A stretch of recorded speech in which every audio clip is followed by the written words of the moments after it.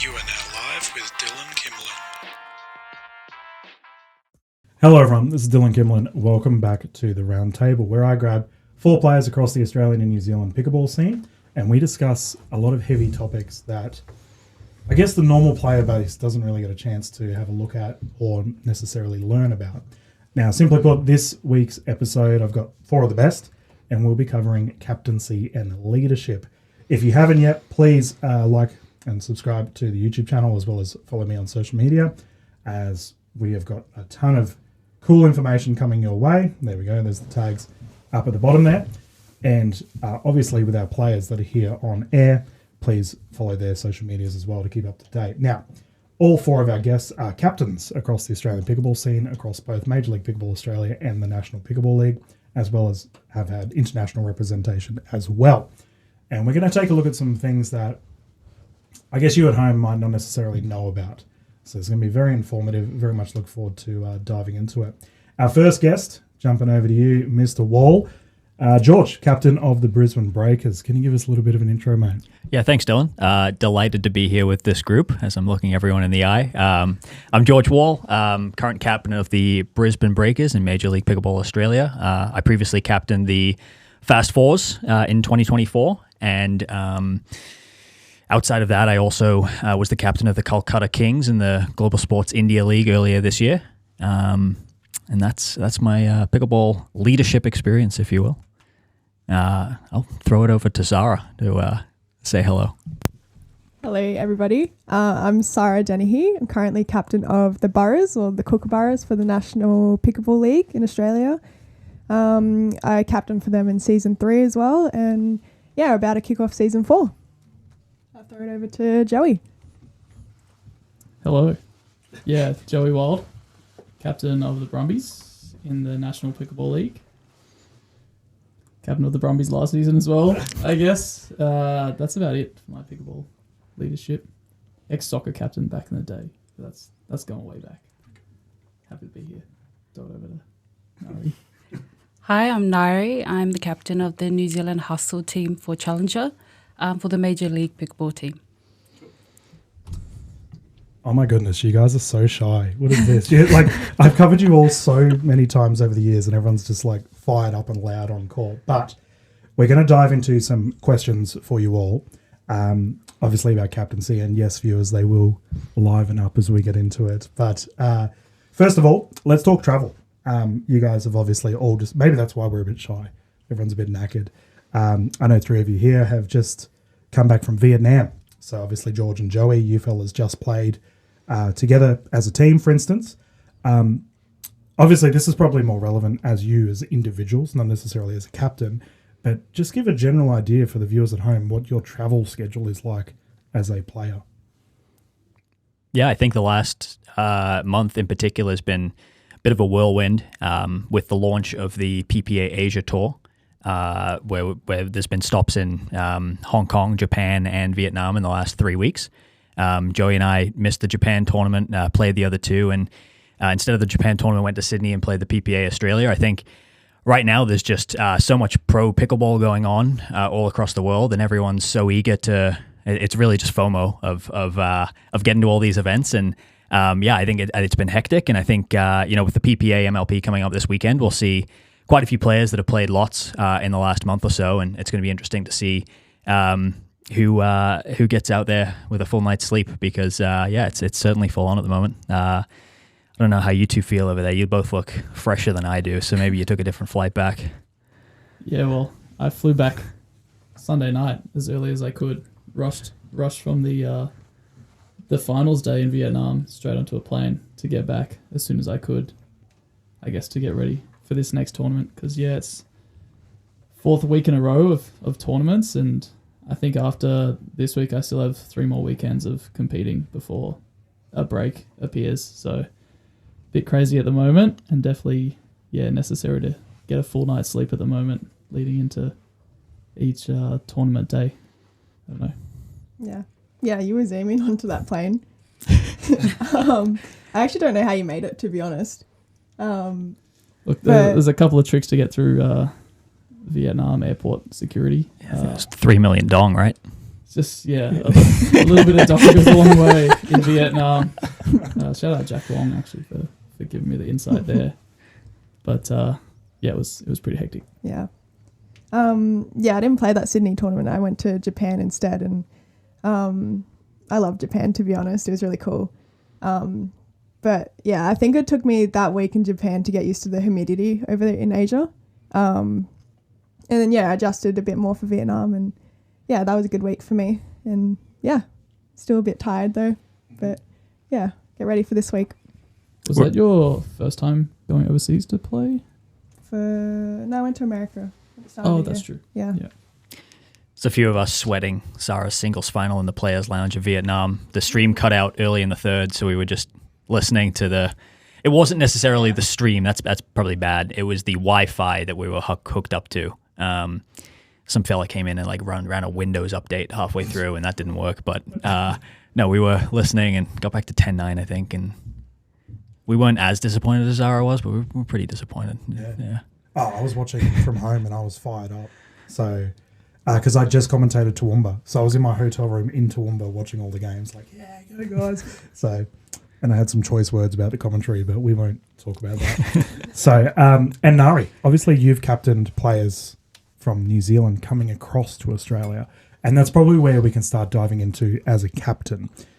How have you found it having your players come across from a different country? And I guess you guys are probably all in the same boat. Boroughs, MPL, you guys don't have anyone international. Yeah, you did. Yeah. So, and obviously George, you've got a couple. So let's talk about that first. We're immediately going off script. Well done, Dylan. Having international players or players that are residing in a different country, and Narie, you can kick us off. What are the logistics of getting your side together, especially how many days before a tournament does everyone get together for training, for example? Probably 1 or 2 if I'm lucky. And that's the only time we can train together. And it's really not enough time to build dynamic on court or even just try to gel or kind of adapt to each other's game. So, and because we don't know each other, this is our first time playing together. And for New Zealand, they're indoor players. Yep. So their timing is a bit different compared to us who play outdoors. And so it is a challenge, but we try and make it work. That's the only thing we can do. During the day is just go with the flow and just enjoy. Yep. But the travel is tough for those international players. I found my team couldn't do the whole 6 rounds, but because it's self-funded, it's all out of pocket. So I did a few things that I could to support my team during their matches, which I did a clinic that got us a lot of money. So we budget really well. We still have that budget. And every game that we have, always make sure we have drinks and snacks and food provided so that my team doesn't have to feel stressed over money as well, because they're coming from overseas. Yep. And most of the games are here in Australia. Yep. Yeah, very fair point. We've only you guys did one event in Auckland this year for the Challenger. Yes. Yeah, so fair point. And for you other guys that have had international players in your sides, similar respects in that regard? Yeah, I think it's just about getting to the host city as early as you can. Obviously, there's different constraints on different players. I've had players that have been working full-time jobs, myself included, for a long time, or players that have just been full-time. So it somewhat varies, but I think the big thing with all the international pickleball is getting on the time zone as quickly as possible and feeling comfortable in the local conditions, which I think is really easier said than done. I think we're starting to see a little bit of, some of the Asian players are having a little bit better results in Asia than Australia, and maybe vice versa. As a captain, you try and hope your team gets here as early as possible, but not always the case. And actually, just early as possible on match days too, which we can talk a little bit about. It's a little bit like herding cats. Shout out Jack Wong. Always ready. I think it's always a bit of a risk to draft international players.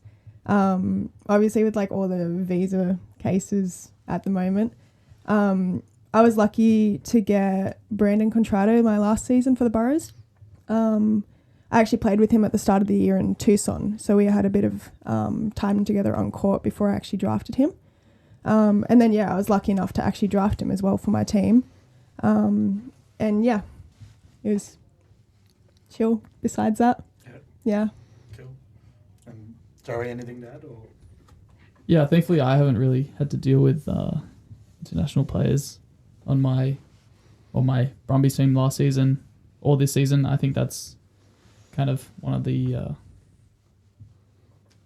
what's the word? Not like a perk, but one of the differences for the NPL is it's mostly local players.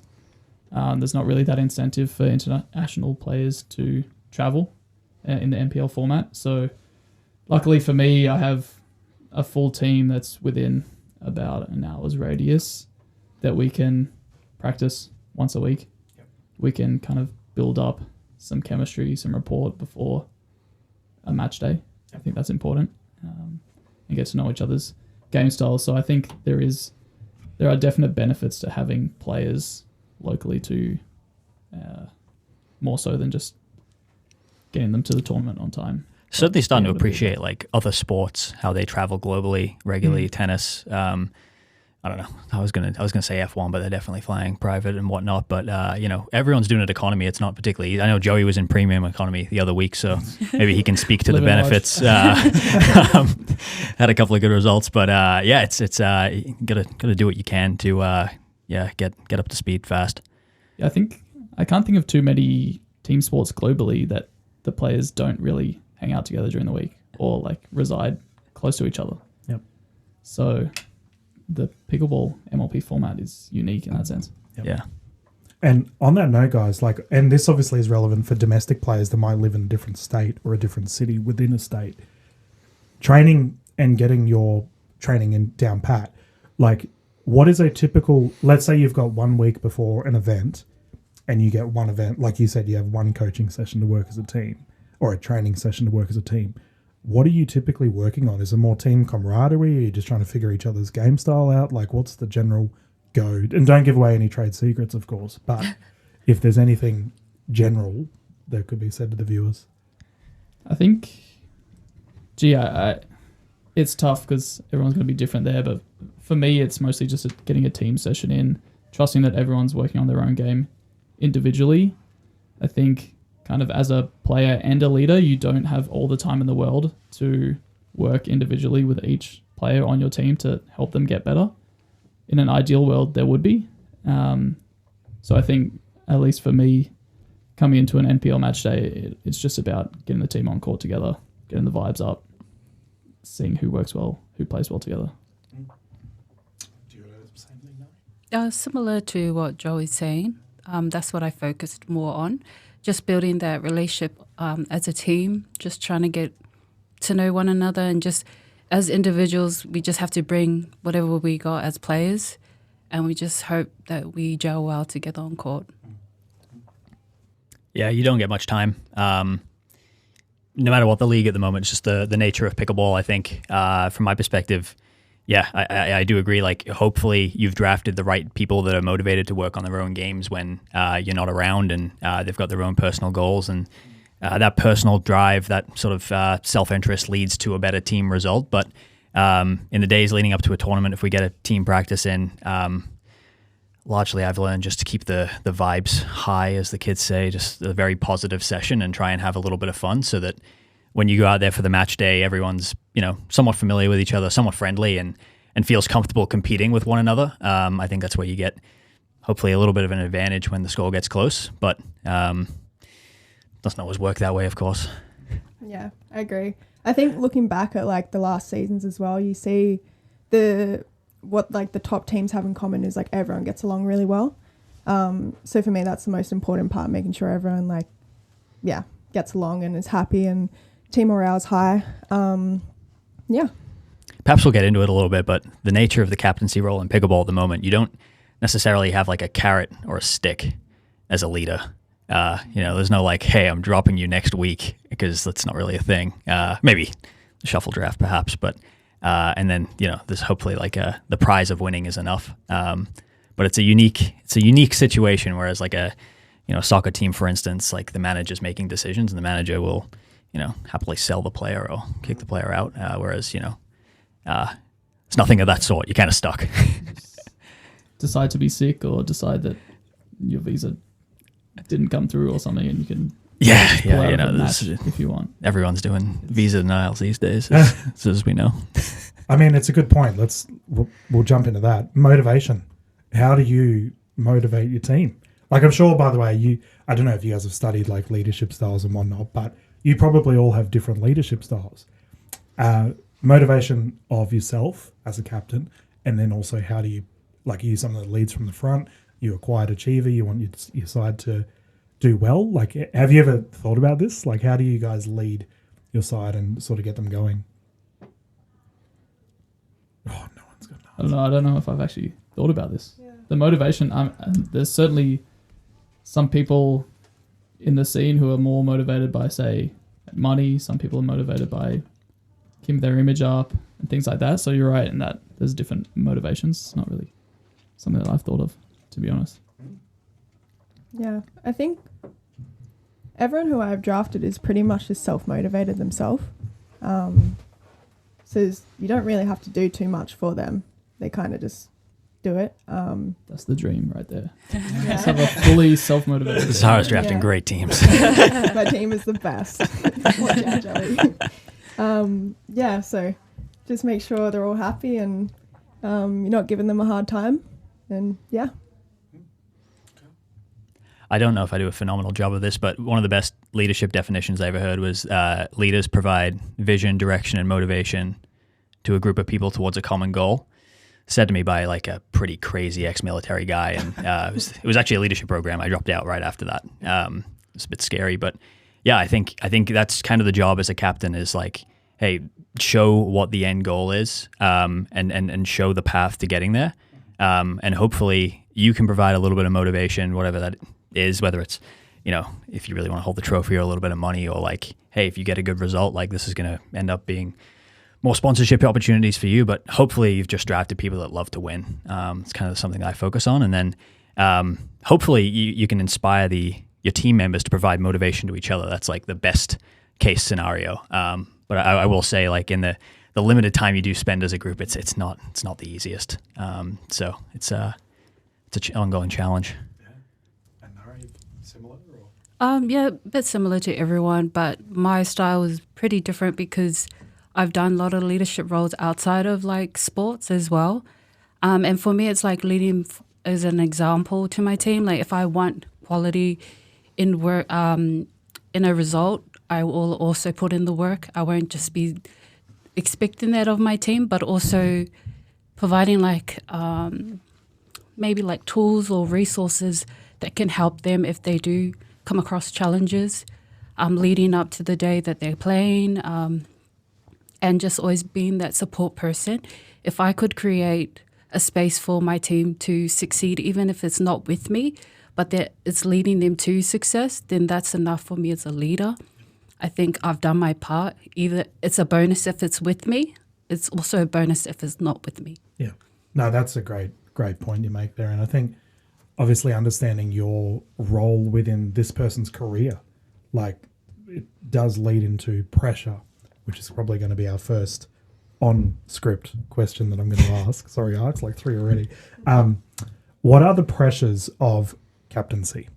So do you feel that you are the identity of your team? Do you feel that you represent this team? Or is it just, Joey and the team? Or is it, like, how do you approach this? Because there's 16, maybe up to 20 captains in Australia, or maybe probably more than that, 30 captains in Australia across all the leagues, include like Masters, Challenger, like we're including everyone. How do you find being a captain?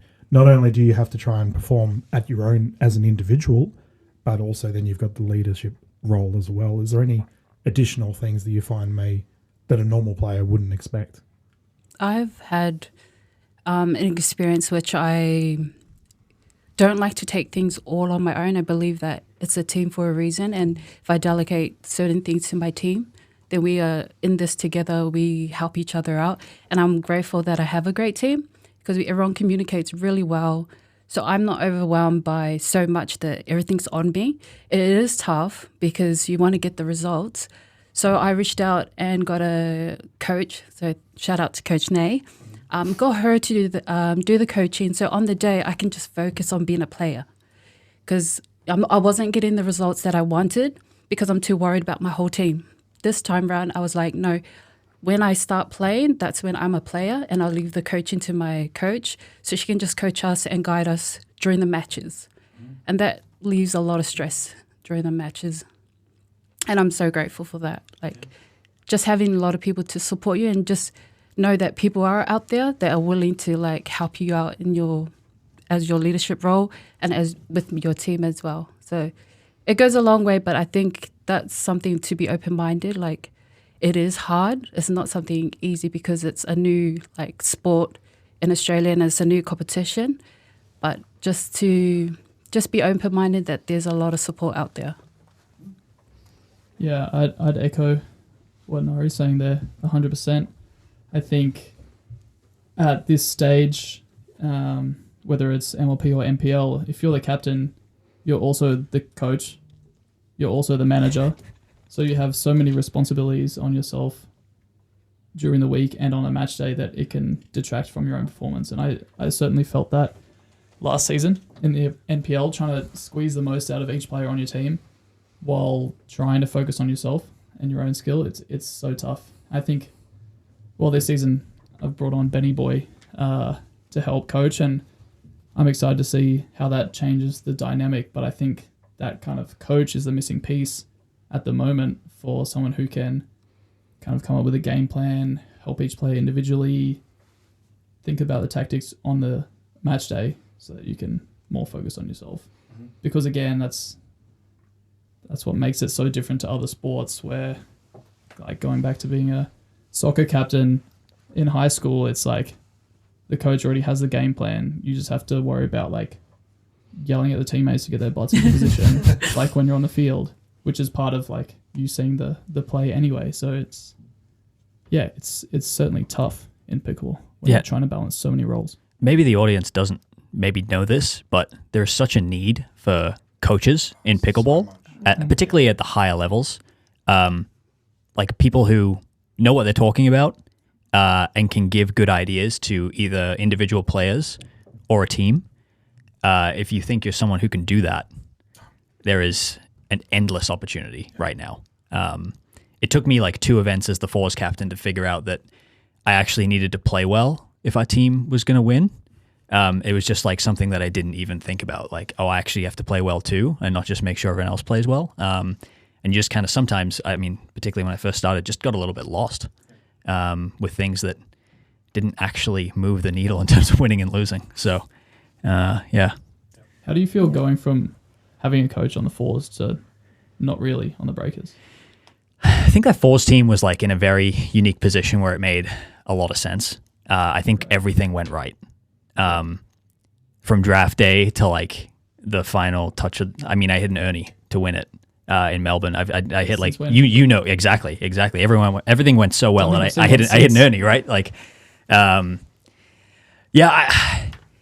think it just worked really well with Ben Costin as coach, and he'd known Lucas and myself for a while, and the whole group, the 5 of us with Jamie and Liz, just gelled immediately. I think just nailed that draft where like you had really hungry individuals who like wanted to win, loved winning, and loved competing.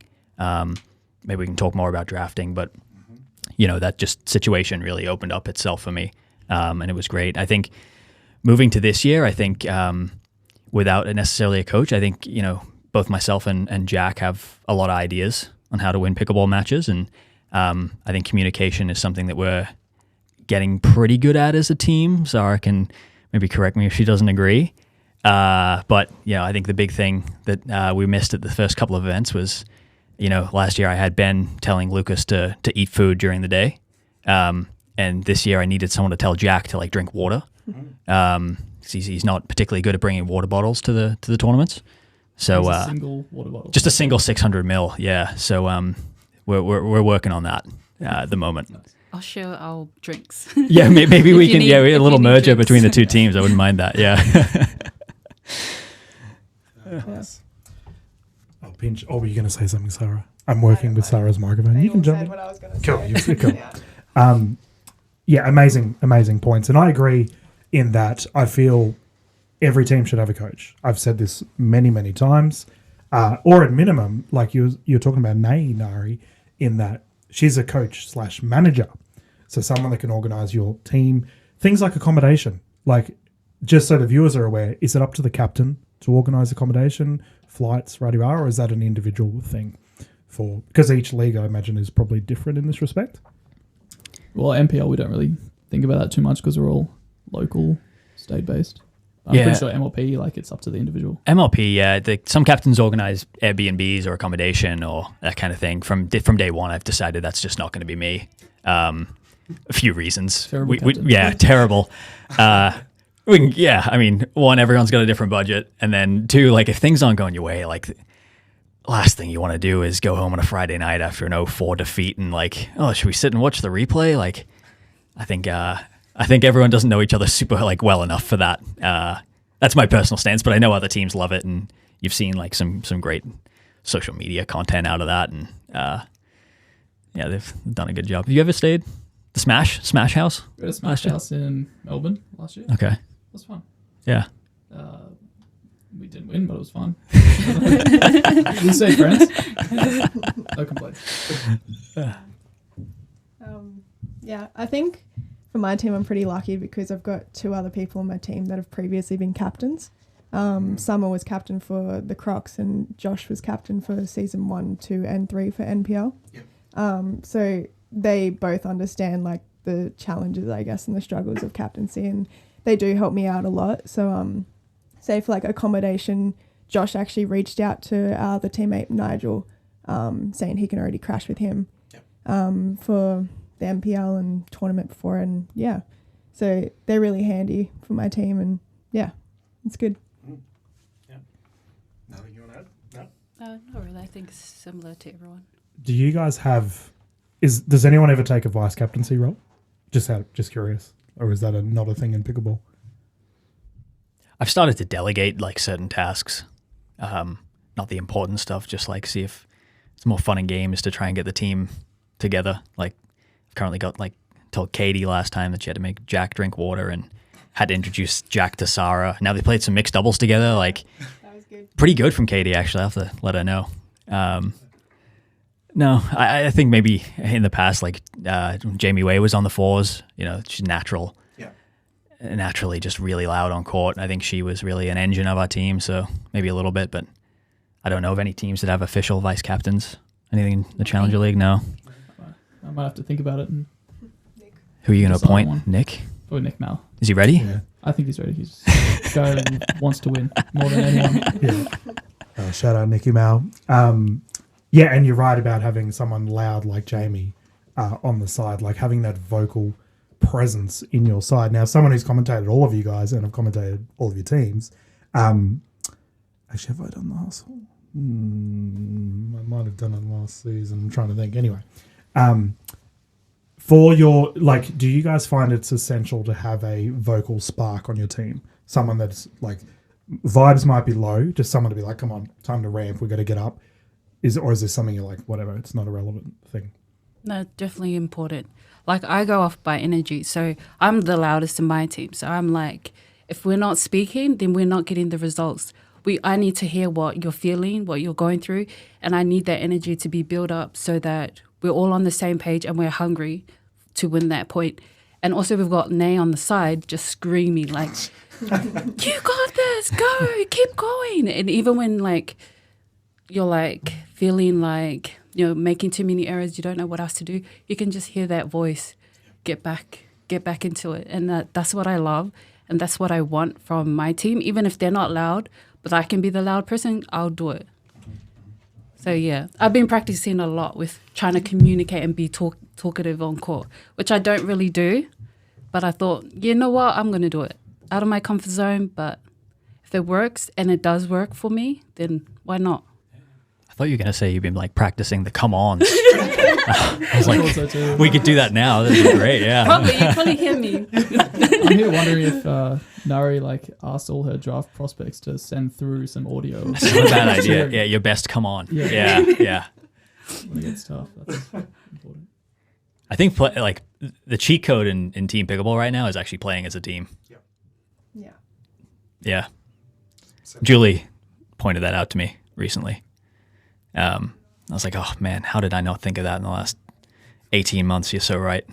But it really is the cheat code. If you can get a good group together and everyone buys in, it's just such an advantage in close matches. Work makes the dream work, right? I guess. I was just gonna say, I think it is important to have someone on the team who's like the hype person. I guess, like obviously, I'm not very loud on the court. I'm very like timid. That's just how I play. So having someone, whether it's on the sideline or on the court with you, who hypes you up, I think is really good. It gets the team going. If it had to be you or Summer, who would do it? I think it would have to be me. I don't think yeah. Summer. She is probably one of the quietest people in the Australian pickleball scene, but who's the loudest? Who do you guys think's the loudest in? Oh, yeah. I mean, it's not even a competition. Pelicans around. Yeah. Yeah. I don't know if that should be named. No, there's a few loud ones out there, but it makes my job as commentator very easy, very entertaining. If you can get a word in. Yeah. So you touched on the draft. So this is probably, believe it or not, I've actually had several requests for this episode. People, especially people that wanted to get into, I guess, captaincy and leadership, or maybe a captaincy role down the road. They have no idea what happens in draft. We don't know what goes on in the draft process. We don't know how it works. People just see either a live stream or maybe news on social media.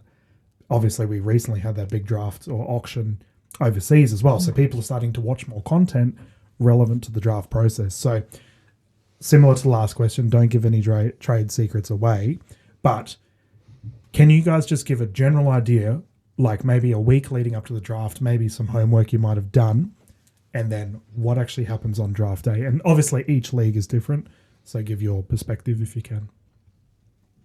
It's a big question. So. Guess I can start. Mr. Spreadsheet. Mr. Spreadsheet over here. Google Sheets these days. It's a big process. And at least for the Major League Pickleball drafts in the past, I've done 3 now. It always starts with a list of over 150, 200 players, and of that, only 36 players get drafted. So it's really up to the captains how much work they do want to put in. So, I think most people have seen the Google form that players fill out. It asks for your DUPA, your results, where you're based, etc. Quickly give an overview of my process. Like I go through every name and actually read like everything that people put in. And first thing I do is delete anyone who says, I've just started playing pickleball, I'd love to be on a team. Like that's probably not going to be the competition for you. I think it's about like how much research do you want to do. So you can look at results, you can look at players' YouTube streams, and just get a sense of who you think the top players are.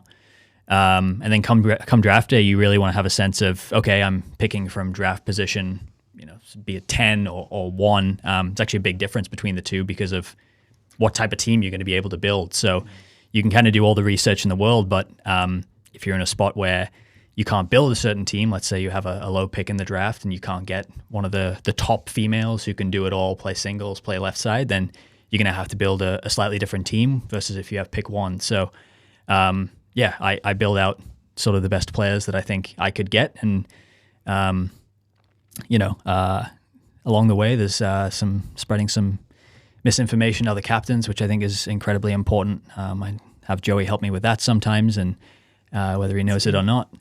And draft day is actually, I feel like I'm rambling here, but maybe it's interesting. Draft day I find is pretty tough. It's only like 3 minutes per pick for MLP. Oh, yeah. Yep. It's not easy to make decisions in that time. Like, a fantasy football league, you get 90 seconds and, that's not real. Like, and you have, endless information. 3 minutes is tough, particularly as you're thinking ahead about your picks. Like, okay, I've picked up a girl, but, she plays good right side, can't really play the left, and singles isn't great. And then all of a sudden your pick comes around again. It's like, well, what type of team can I actually build with the players that are left? So I think captains, at least in MLP, are getting a lot better at drafting from season 1 to season 3. I see the standard going up, but it's not a particularly like easy thing to do under the gun. I don't know how everyone else's experience has been. Was Challenger 3 minutes as well? 2. 2 minutes. I think Okay, so 2. even more A difficult. little bit shorter. just because there weren't too many to be drafting from. I went two ways about it. The first one was because I was very new. I didn't really know much of the players on the list. I only knew the local players that I normally see in comps. But then I tried to change my drafting to just pick only New Zealand players, just because we're the only New Zealand team in Challenger, and I just want to give them like a chance to showcase who they are, and like it's like more meaningful when you represent your own country because you got that connection. So that's how I looked at it. But when I went through the draft, I was trying to figure out like there were different things that I was looking at: skill set, personality, like how they're going to gel well together. Are they good in a team? Can they communicate? So it makes the like communication in the team easier. And like, do they have emotional intelligence? Because, you know, you just want someone who can self-regulate, get back into it, and not bring your team down, you know, and also wants to win. Like, that's a bonus. And so those things I was considering. And then I also, you know, had chats with other people to recommend some people to me because I didn't know much Kiwis that played pickleball. So it was a limited list for me. But that's how I went about it. The second route, I actually discussed with my team. Opened the floor to them. Everyone voiced their opinion on players. And we all looked at a player that was mostly training hard. That's our goal. And that was local, that we can train together, who was committed to train every week with us. Because now we want the results. Before was hard because we had players who were traveling from New Zealand, but now we want a team that's like here and consistently wanting to train together, and it gave us enough time to be ready when it's game day. So that's how I looked at the draft. And also, like, at the end of the day, my team is going to play with the player that I pick. So it's very important that I pick someone that everyone is happy with, not just myself. So yeah, that's me. Yeah, I think MPR was, 2 minutes? Or Yeah, I think I think it was 2 minutes. And you can, I think 1 minute, 1 minute. but you and could then take a extra 2 one minute if you need. timeout if you need it. Yeah.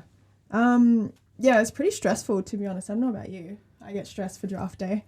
But I got pretty lucky again getting first draft pick. So I just pretty much immediately reached out to Summer and just showed her like a bunch of guys who she might want to play with. And she gave me a handful of names and like I considered them. And yeah, I think it was a good draft for me overall. But yeah, there's so many factors to take in, like who plays well with who and yeah, who's good in a team and whatnot. But yeah, I think I'm pretty happy with my draft this season and I think we'll go well. So see what happens. Yeah, I think I'm paying the wrong people at the MPL because Sahra landing first pick twice in a row is insane. For me, since it's state by state with 4 teams, there were 6 guys and 6 girls to be picked for NPL. So I took it pretty simply and just listing out top 6 guys, top 6 girls, in my opinion. And that kind of avoids a lot of stress on draft day, I think. Season 4 NPL draft went pretty smoothly. Season 3, some people like lobbed some grenades in there, picking someone you would not have expected. Yep.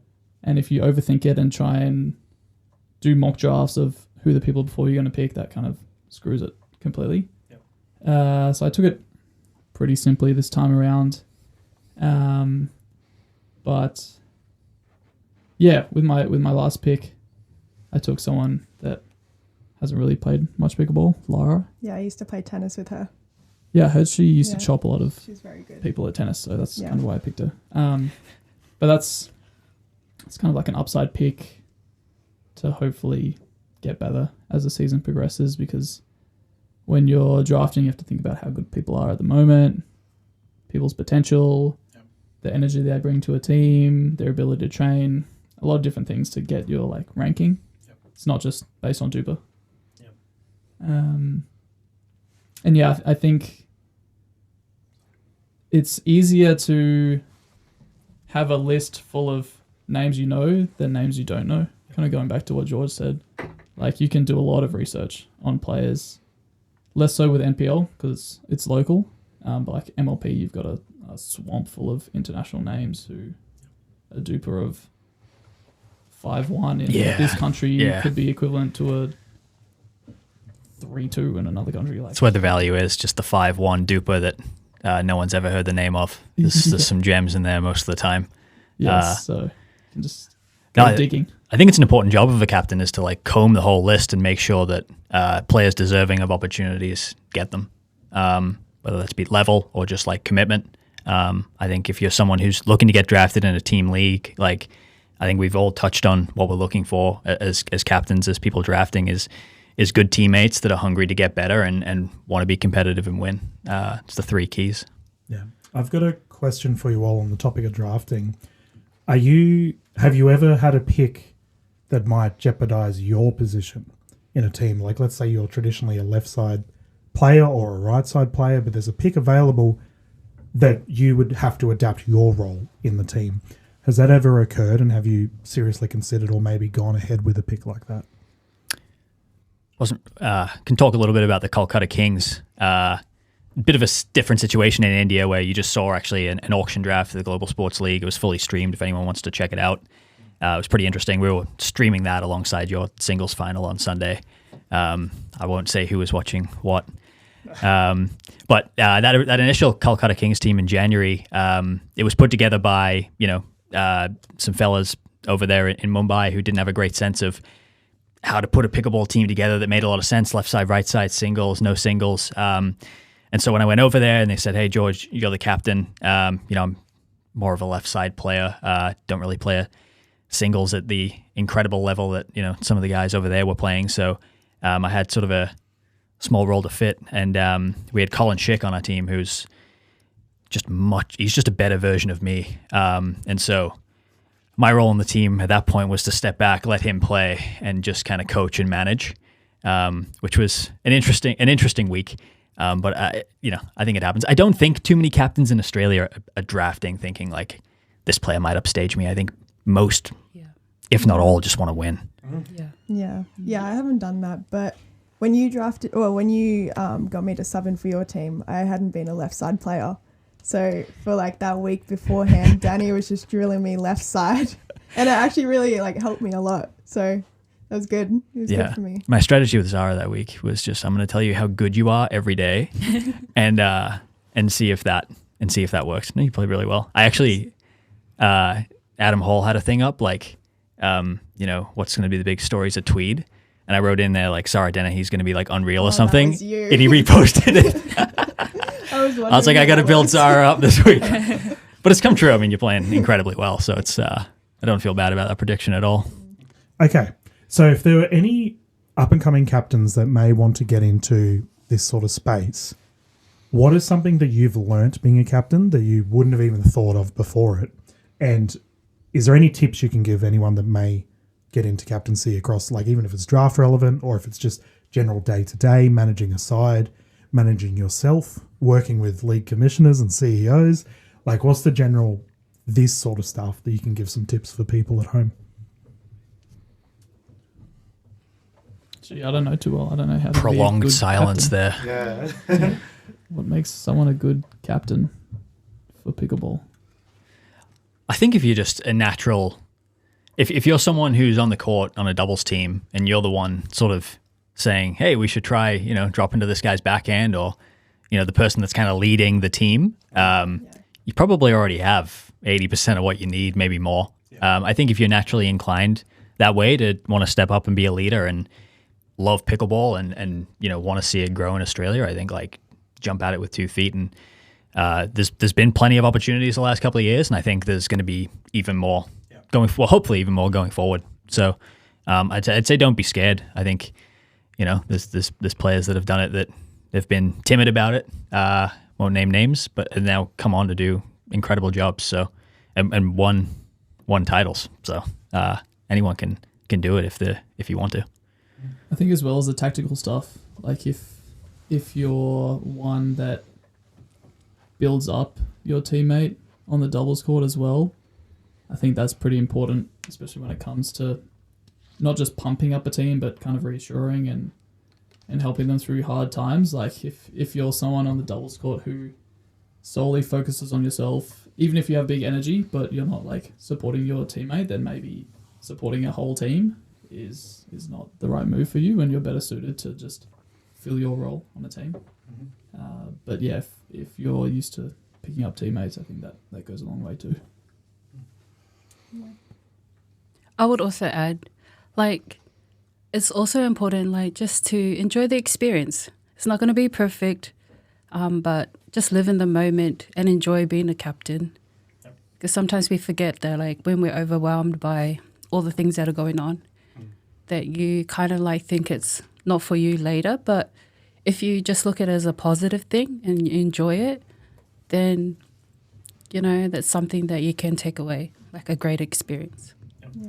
Yeah, for me, like I do try and take a bit of initiative, obviously being a captain, but since I'm still like pretty new to pickleball, like I've been playing for a year and a bit now, I know like even my team members, they've been playing longer than me, so I try and get ideas from them. Like it's not all just from me. I think, it's a team experience, I guess. Like you can't take control of all of it, so yeah.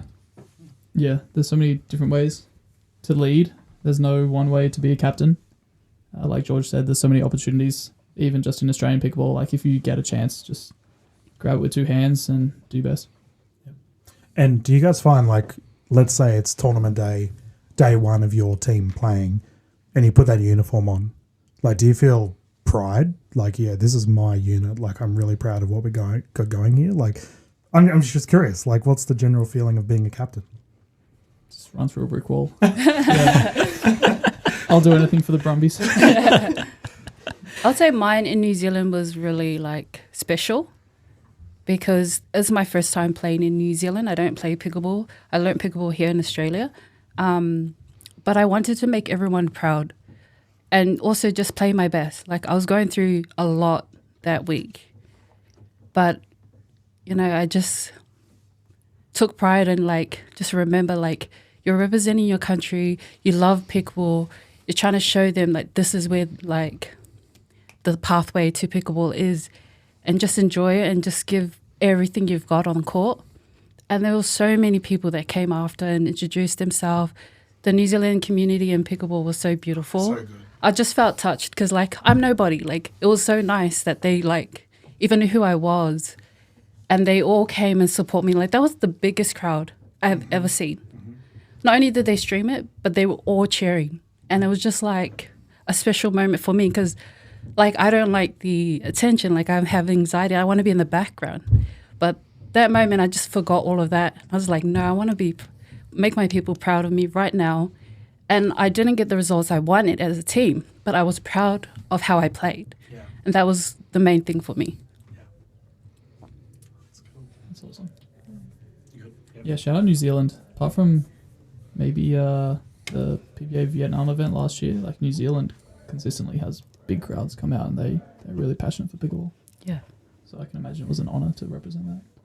It was really nice because like with the Challenger team, you didn't expect like a big crowd to be crowding around you.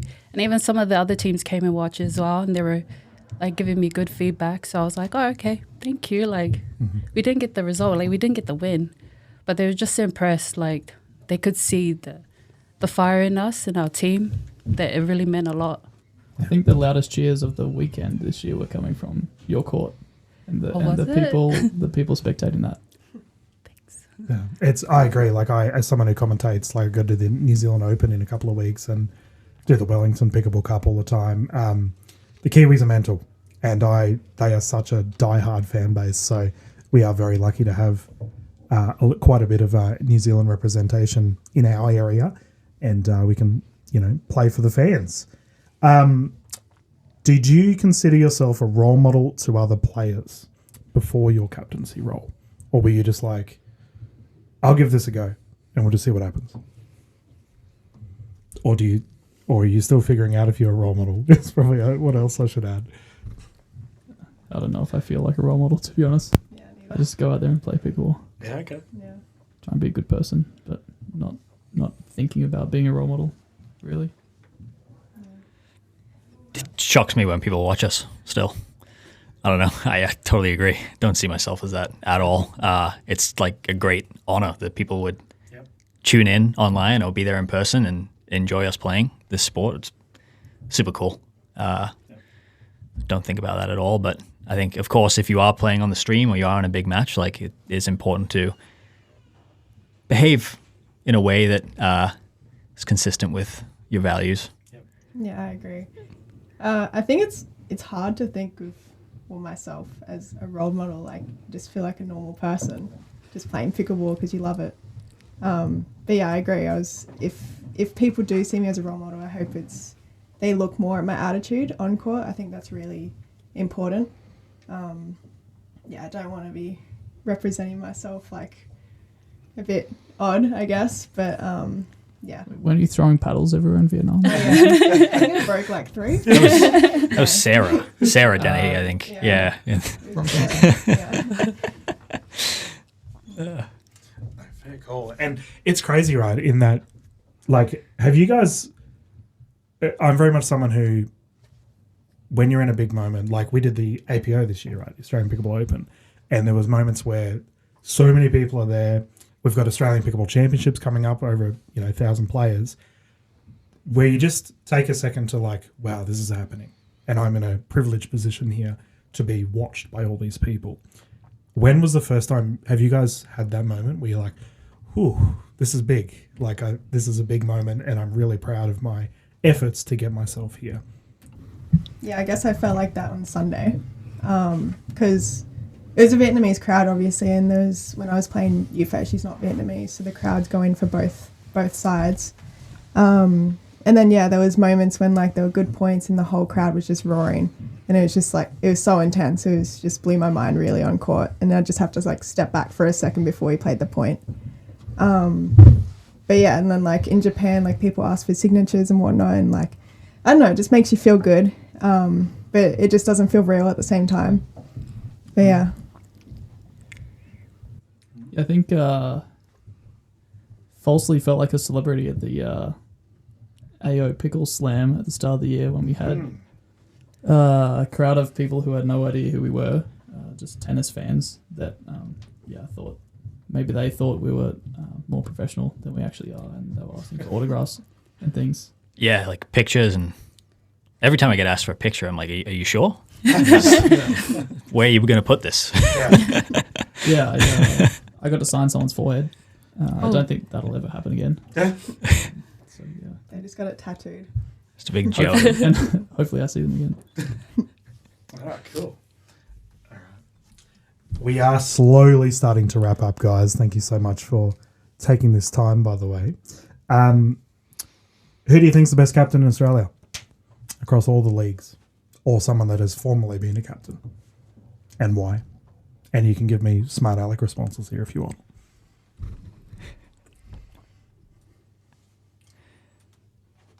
I mean, Summer's won the most.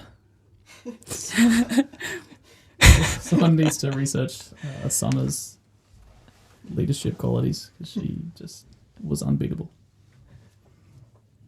Dave Richo is pretty funny. Yeah? Yeah, he's the chillest guy I know. He's not the guy that wins, too. He won the Challenger earlier this year. He won. Picked you in the Caterpillars. Like, that was big brain. That was Ben's doing. Yeah. True. Yeah, I think everyone brings something good to the table. I don't think there is like a specific captain that's the best, I'd say. Right. I think George is one of the better captains going around. Yeah, you're really good. Just puts a lot of work in behind the scenes, and has had some good results there. Not just saying that because he's death staring me. Joey, say it. Yeah, but I don't know. Richo's a good one to think of because, like, for example, on that Caterpillars team, I don't think he was putting himself as like the number 1 or 2 guy even on the team. So he's just done a great job at building up a good team. Surely he drafted really well with some help, but someone like Aaron Blitz potentially, like, again, a situation where he might not be the number one guy in his team. So then he's in a tough position of trying to build a culture and get the best out of his players. And I mean, the Mavs had a great last event, I think. So yeah, it's hard to say, oh, this person's the best. Yeah, I've been impressed with Rose and Andy D this year. Obviously, they both won. Andy a couple of times and Rose once, but impressed with the teams they put together and sort of the energy around their squads this year. Rose as well did the same in India with the Chennai team. Forget if she was the leader, but she was their best player. And again, a really competitive squad. Just to name a couple more. I think kind of echo everyone else. Everyone that is a captain in these leagues wants to do their best and is genuinely trying to pick the best teams and then get the most out of their teams. And I think it's been last couple of years in Australian pickleball has been really good from that perspective, where I feel like players on teams are getting a lot out of that experience. Certainly as a captain, that's really the biggest thing is do the players you pick get a lot out of the experience? And if so, you've probably done most of your job pretty well. Yeah, fair call. All right. My one controversial question. By the way, viewers, I sent them all the script and I told them there wouldn't be any controversial questions. How unhinged is the captain's chat for your leagues? Don't say anything to get you in trouble, but pretty crazy or very tame? No. NPL captain's chat has Adam Walters in it. Half the time he's just yapping to himself in there. But there's some pretty wild takes that happen. Yeah, between Ron, Adam, Stoker, myself occasionally, there's some good content in that chat, and thankfully it stays in the chat. Yep. Yeah. I don't know about the MLP chat. Anything raucous? I think it's just... I don't know what to say. Yeah, don't just, say anything. yeah. Is it just George complaining? Don't say anything. It's all good. That's all right. We won't get you guys in trouble, I promise. All right. So, last question. And this is promotion for your own teams. So, what is your next event and how can your viewers tune in to support you and your team? Now is a good time for your social media plugs. Brisbane Breakers play tomorrow in the next MLP Australia event. We've got myself, Jack Wong, who's maybe one of the best singles players in Asia right now, if not the best, depending on the conditions and if he's had his breakfast. And we've got Katie Morris returning, English, who has been living in Australia this year, and also added Nikita Tang from Hong Kong, who has been on Burleigh Beach the past couple of days making TikToks. So, I think she's going to fit right into Australia and looking forward to seeing what she brings to the team. So that's on this weekend at the Queensland Tennis Centre. And if anyone's around playing it or close by, feel free to come along wearing a purple shirt and cheer for the Brisbane Breakers. Or another team if you want. That's fine too. But hopefully it's the Breakers weekend. We'll see. All right.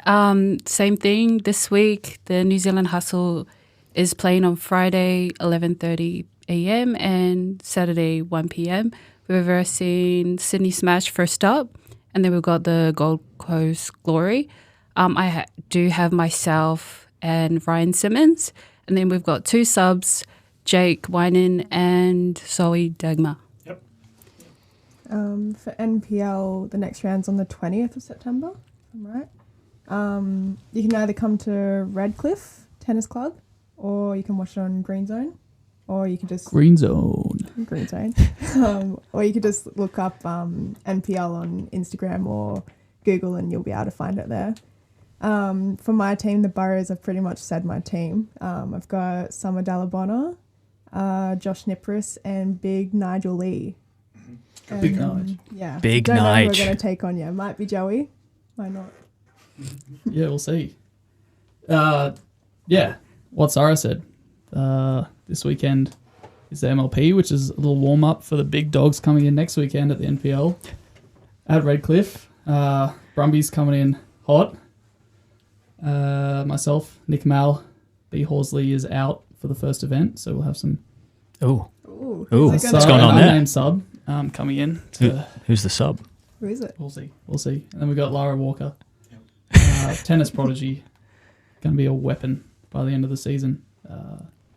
Brumbies campaign to lifting the trophy starts in about 10 days. So you... 10 days from recording, not from whenever it's. That's right. We'll come out tomorrow. Yeah. So nice. 9 days. 9 days. Cool. Thank you so much, guys. This has been an incredible interview. And do you guys want to bring anything else up before we get into it, or all finished? No, thanks for hosting, Dylan. Thanks Hopefully for we get a inviting few us. views and Yes. Yeah.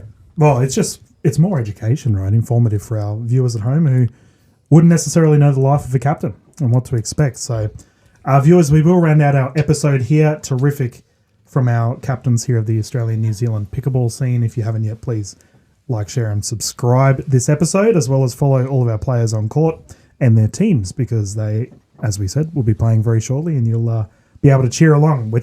I'm trying my best to build fan bases for our teams. I think that's probably the next step for the Australian pickleball scene, is get that going. But we will round things out. This is the Round Table with Dylan Kimlin. Thank you all, and have yourselves a lovely day. Cheers.